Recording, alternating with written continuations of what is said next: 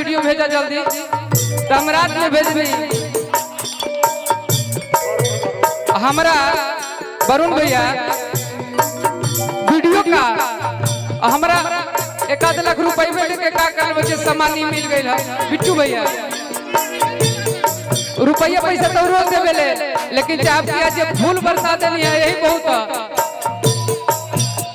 आप सब सकल समाज के गोड़ा लागत बानी।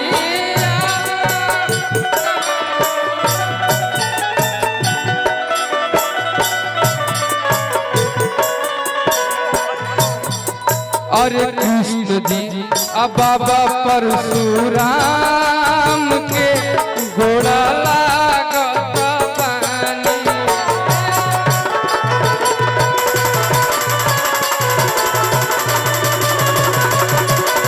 अरे कृष्ण जी अब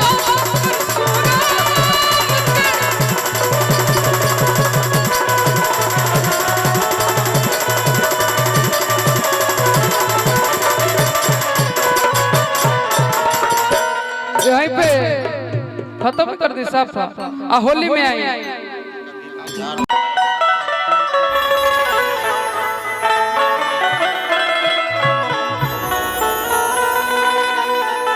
बिट्टू भैया हम यही गा के शुरुआत कर देता नहीं विपुल भैया कि आप सब सकल समाज के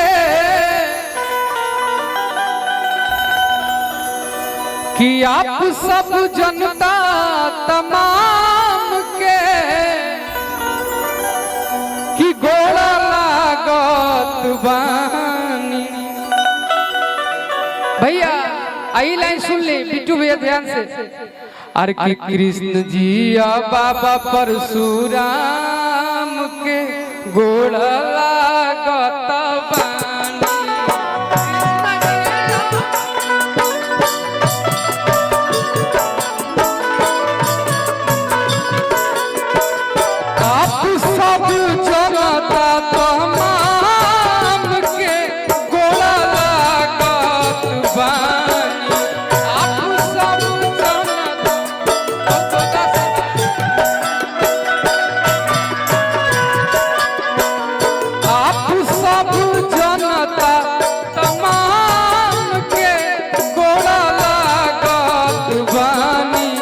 कृष्ण जी बाबा परशुराम के घोड़ा